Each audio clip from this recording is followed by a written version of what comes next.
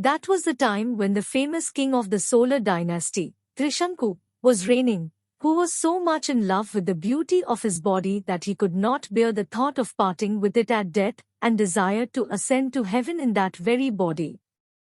Vasishtha, his preceptor, whom he approached for help in realizing his wish, advised him to give up attempting the impossible. Dissatisfied with Vasishtha's response, the king approached the sage's sons and sought their help. They were wroth at being asked to do something which their father had pronounced impossible, ridiculed his vanity and curtly bade him begone. King Trishanku would not give up his aim and told them that, since they and their father were too poor in merit to help him, he would find others who were richer. Vasishtha's sons were provoked beyond endurance, and said, "Be you a Chandala?" The curse began to act, and the next morning Trishanku woke up a different person altogether, an untouchable, ugly of form, attired in dirty clothes. His ministers and his people could not recognize him. Driven out of his kingdom, he wandered hungry and weary almost to death, till his destiny took him to Viswamitra's ashrama. The king's appearance moved the heart of the sage, who inquired, "Aren't you King Trishanku? What has brought you to this plight? Whose curse?" Recounting all that had happened, he fell at the sage's feet and said, "I have been a good king and never swerved from the path of dharma. I have committed no sin and wronged none. My preceptor and his sons have deserted me and cursed me, and you see me thus before you." Viswamitra took pity on the king, converted by a curse into a Chandala. This was Viswamitra's great weakness. He was impulsive and easily overpowered by emotions like anger, sympathy and love. In sweet words, he made the king happy. "O king, I have heard of your righteous rule.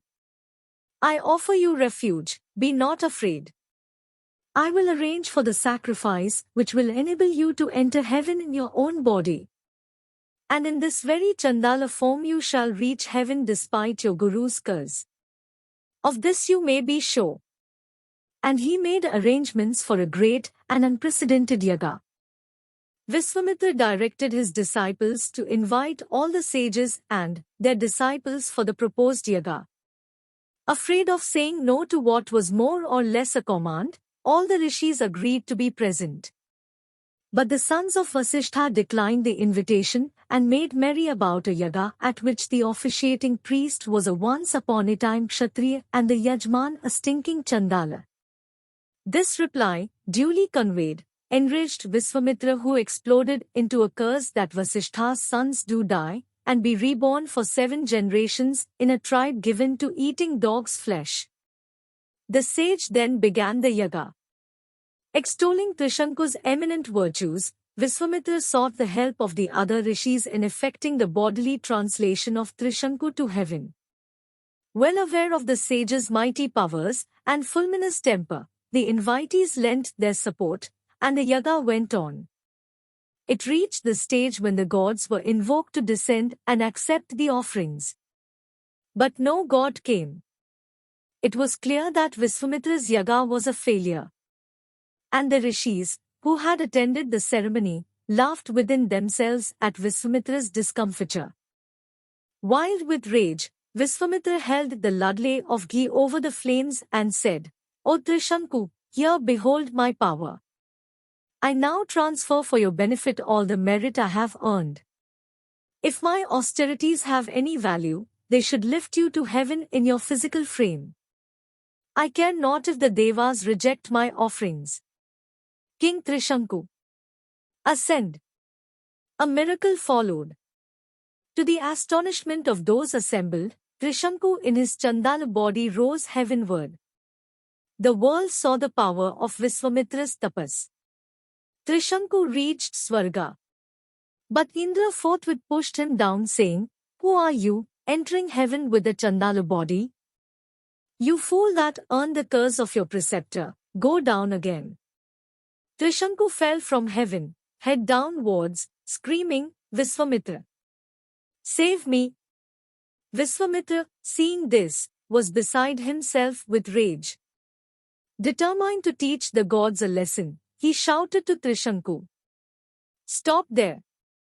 Stop there!" And, to the amazement of all, Trishanku's earthward descent came to an abrupt stop and he stopped in mid-air, shining like a star.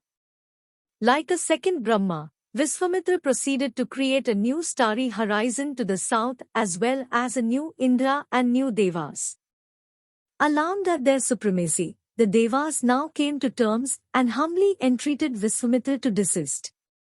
They said, "Let Trishanku stay where he is at present. Let the other stars of your creation shine forever, like your own fame and honor. Control your anger and be friends with us."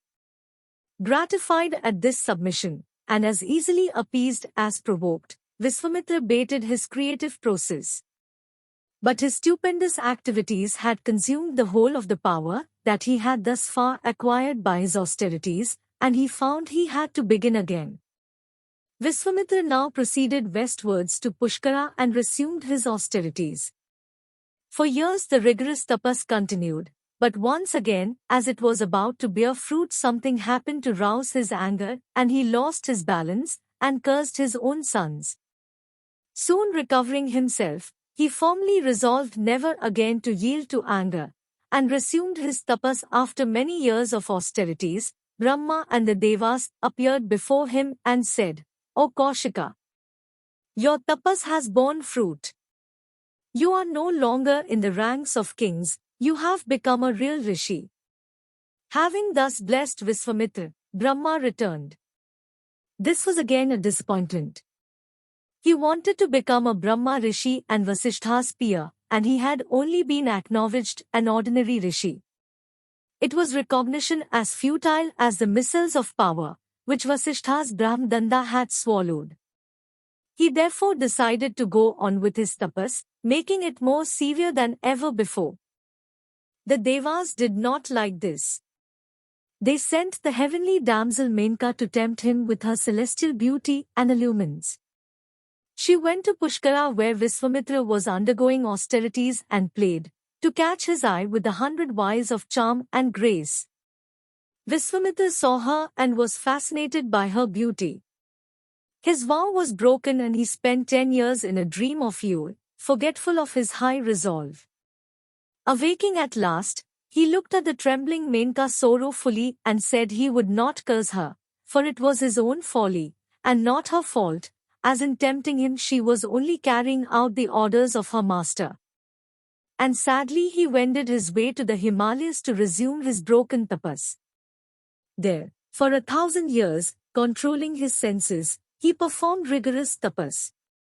At the request of the Devas, Brahma appeared before Viswamitra, and spoke to him thus sweetly, "I welcome you as a Maharishi, my son.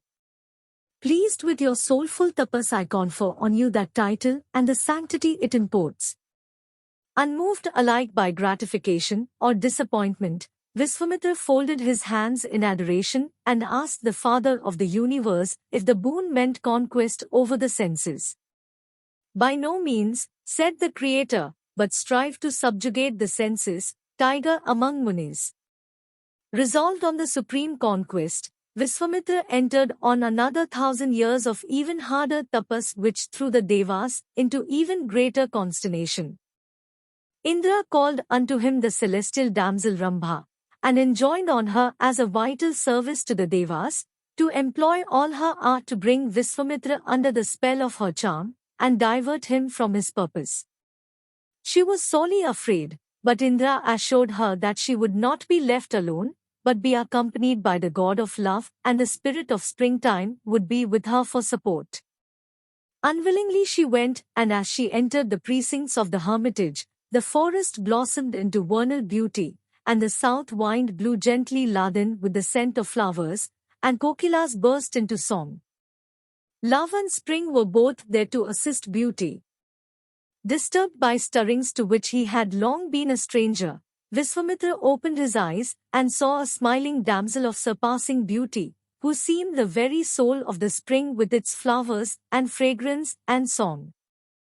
At this vision of soft voluptuousness, a white heat of anger surged through him as he recognized in it another temptation thrown in his way by the envious gods, and he cursed the temptress, O Rambha, for seeking to tempt me who am striving to conquer anger and desire. Be thou frozen to an image of stone for 10,000 years.